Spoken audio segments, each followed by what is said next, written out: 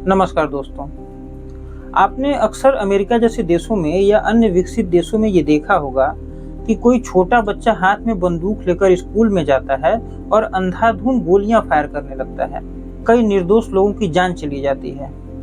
ये घटनाएं अब भारत जैसे देशों में भी आम होती चली जा रही हैं। भारत में एक 13 साल के बच्चे ने अपनी मां का जान केवल इसलिए लेना चाहा कि उसकी मां ने उसे मोबाइल चलाने से मना किया। इन घटनाओं के पीछे कारण तो बहुत हैं, लेकिन इनमें जो सबसे बड़ा कारण निकल के आया है वो है मोबाइल की दुनिया और इसमें दिखाए जाने वाले क्रिमिनल एक्टिविटीज। पूरे इलाके में इतना बम मारेंगे कि इलाका धुआं धुआं हो जाएगा। साल 2017 में भारत में टिकटॉक नाम का ऐप आया। कंटेंट के नाम पर इसमें उल्टी सीधी चीजें परोसी जाने लगी और लोगों को ये देख के बड़ा मजा आने लगा। और इन्हीं लोगों में से कुछ लोगों के फैन फॉलोइंग इतनी तेजी से बढ़ी कि युवाओं का एक पूरा हुजूम इनके पीछे चलने लगा।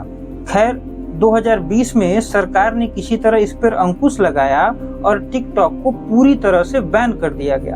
हम लोग ओह माय गॉड, तो क्या बोलेंगे सर? नहीं अब मैं पूछूंगा ऐसा कैसे हुआ। लेकिन इन छपरी लोगों के फैन फॉलोइंग में इतनी बड़ी निराशा आई कि इन लोगों ने अपने फैन को खुश करने के लिए इंस्टाग्राम, यूट्यूब और फेसबुक जैसे प्लेटफॉर्म का सहारा लिया। जान दे देंगे इसके लिए, क्या बात कर रहे हो आप? और यहाँ भी अपनी उसी कला का प्रदर्शन करने लगे। लेकिन क्या कभी भी किसी ने ये सोचा है कि इस रील की दुनिया ने हम पर क्या असर डाला है? युवाओं का एक बहुत बड़ा वर्ग इनके पीछे जाने लगा है। आज का युवा इनके जैसा बनना चाहता है, इनके स्टाइल को कॉपी करना चाहता है, इनके जैसा गाली देना चाहता है। आलम तो यहाँ तक है कि जिनके माँ बाप बहुत छोटा सा काम करके अपने घर का गुजारा कर रहे हैं, वो भी सोशल मीडिया पर रंगदार बना फिर रहा है। सड़कों पर जब 20 काली स्कॉर्पियो और 20 काले फॉर्च्यूनर एक साथ निकलते हैं तो मजा सबको आता है ये देख के। और जब इस चीज का रील बनाकर सोशल मीडिया पर वायरल किया जाता है तो युवाओं का एक बहुत बड़ा वर्ग इसकी तरफ झुक जाता है। और खास करके हिंदी भाषी क्षेत्रों में यूपी, बिहार और मध्य प्रदेश में इस तरह की चीजें ज्यादा देखी जाती हैं। ये केवल यहीं तक सीमित नहीं रहे, इन्होंने 2 कदम आगे निकाला और ये शिक्षा के क्षेत्र में भी आ गए और यहाँ शुरू किया एक नई इंडस्ट्री जो थी मोटिवेशनल की इंडस्ट्री। यहाँ पर भर भर के मोटिवेशनल स्पीच दिए गए। यहाँ छात्रों को ये बताया गया कि दुनिया में ऐसा कोई भी काम नहीं है जिसे आप न कर पाएं और आप राजा बनने के लिए पैदा हुए हैं। तुम राजा हो और अपने आप को मान लो कि हम राजा हैं। राजा जैसा एटीट्यूड डेवलप करना शुरू कर दो बस। मैंने इस चीज को जब देखा तो इसकी क्रोनोलॉजी समझने की कोशिश की। आप क्रोनोलॉजी समझ लीजिए। और मैंने इस पर रिसर्च शुरू किया कि आखिर आज के युवा वर्ग में इतना गुस्सा, इतना दिखावे का कल्चर और चिड़चिड़ापन क्यों है। अगर हम एक रिपोर्ट की माने तो भारत में 60% लोग सुबह उठने के साथ ही अपना फोन चलाते हैं और ऐसे 70% लोग जो रील बहुत ज्यादा देखते हैं उनके कंसंट्रेशन या एक जगह स्थिर रहने की क्षमता मात्र 14 सेकेंड रह गई है, जो कि एक आम आदमी में 12 से 14 मिनट की होती है।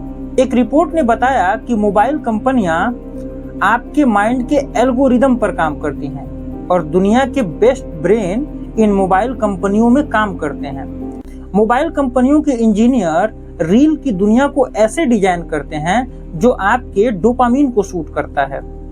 यानी अगर आपको खाने की चीजें पसंद हैं तो आपके रील फीड में खाने से रिलेटेड चीजें आएंगी। आपको घूमना पसंद है तो आपके रील फीड में घूमने से रिलेटेड वीडियो आएंगे। अब हम बात करेंगे आखिर ये डोपामीन क्या चीज है। डोपामीन हमारे बॉडी का वो केमिकल है जिसे खुशी का हार्मोन कहते हैं। यानी जो चीजें आपको पसंद हैं, अगर वो चीजें आपके सामने आती हैं तो आपका माइंड डोपामीन रिलीज करता है और आप इन सब में इतने खुश हो जाते हैं कि इन चीजों से बाहर ही नहीं निकल पाते। मोबाइल कंपनियां अब आपके नीड के एल्गोरिदम पर काम करना शुरू कर दी हैं। यानी अगर आपको एक जूता चाहिए और आपने इसे गूगल जैसे साइट्स पे सर्च कर लिया तो आपके मोबाइल में उपलब्ध हर प्लेटफॉर्म पे पूरे दिन आपको जूता दिखाया जाएगा।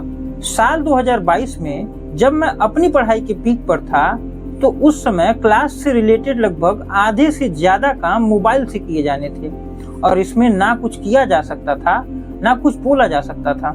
अगर हम करें तो करें क्या, बोले तो बोले क्या? इस समय मुझे मोबाइल का एडिक्शन ऐसा लगा कि मेरे आंखों पर चश्मा चढ़ गया, और मैं ऐसा पहला नहीं हूँ।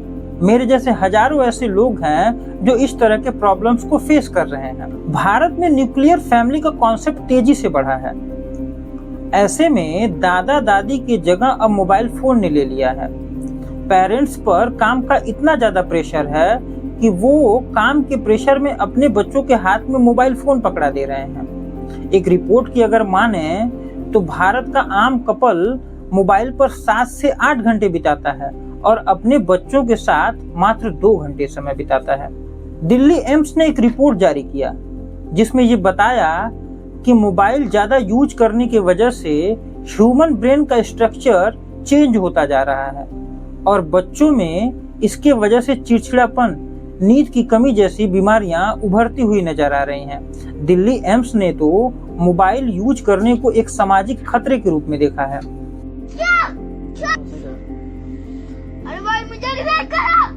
अरे भाई मुझे रिवाइव करो! जब मैं ये वीडियो बनाने के बारे में सोच रहा था तो ये वीडियो बनाने से पहले मैंने अपने दोस्तों से बात किया, अपने आसपास के लोगों से बात किया, और इसमें जो चीजें सामने निकल कर आई वो चौंकाने वाली थी।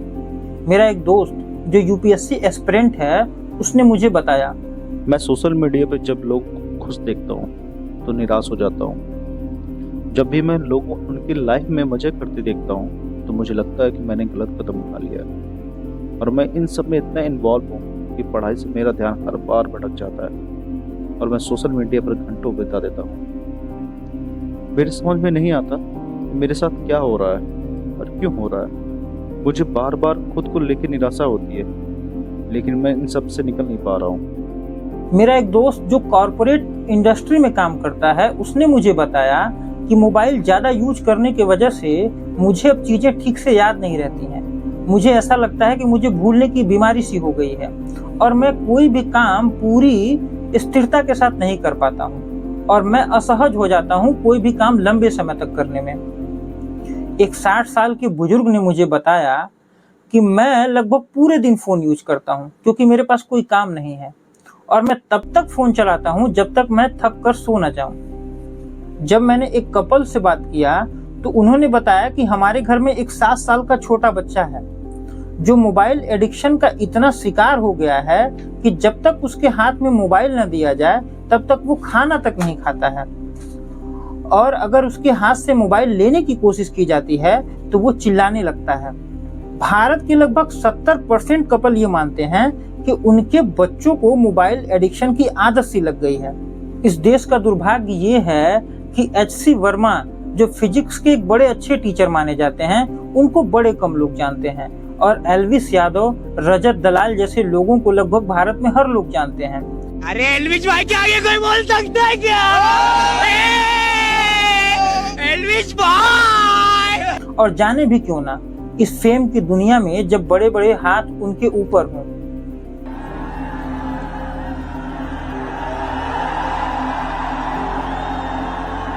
अब सवाल ये है कि मोबाइल एडिक्शन को कैसे दूर किया जाए, क्योंकि मोबाइल यूज करना हमारे लाइफ का एक पार्ट बन गया है।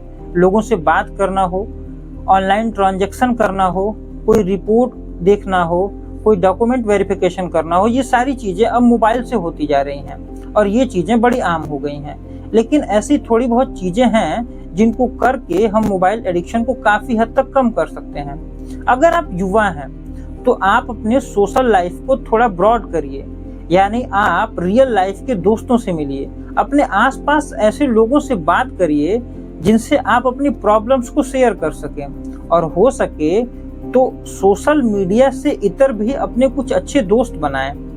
अगर आप एक न्यूक्लियर फैमिली में रहते हैं तो अपने बच्चों को मोबाइल देने की जगह उनके साथ बैठकर टाइम स्पेंड कर सकते हैं और उनको कहानियां सुना सकते हैं और उनके भावनात्मक स्तर की भी जांच कर सकते हैं ताकि उनका विकास अच्छी तरीके से हो सके। बहुत से ऐसे बुजुर्ग लोग भी हैं जो मोबाइल एडिक्शन की प्रॉब्लम को फेस कर रहे हैं, तो उनके लिए एक जापानीज बुक इकिगाई का एग्जाम्पल लिया जा सकता है, जिसका सार है हमेशा कुछ नया सीखते रहना। आप अपने खाली समय में बर्तन साफ करना पानी भरना।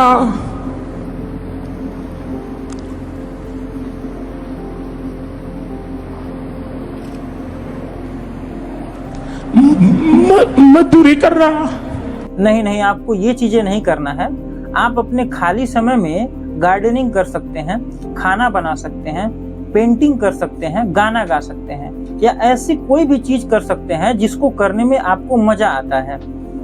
मैंने ये वीडियो बनाने से पहले अपने इंस्टाग्राम और फेसबुक जैसे प्लेटफॉर्म के नोटिफिकेशन को म्यूट पर डाल दिया। झूठ बोलो, बार बार झूठ बोलो, जो भी बोल सकते हैं सब झूठ बोलो, ताकि इनका यूज कम हो सके। अगर आपके नज़र में कोई बेहतर उपाय हो तो हमसे जरूर बताएं, या आप भी किसी ऐसे प्रॉब्लम को फेस कर रहे हैं तो कमेंट बॉक्स में उसे बताएं। जय हिंद, जय भारत।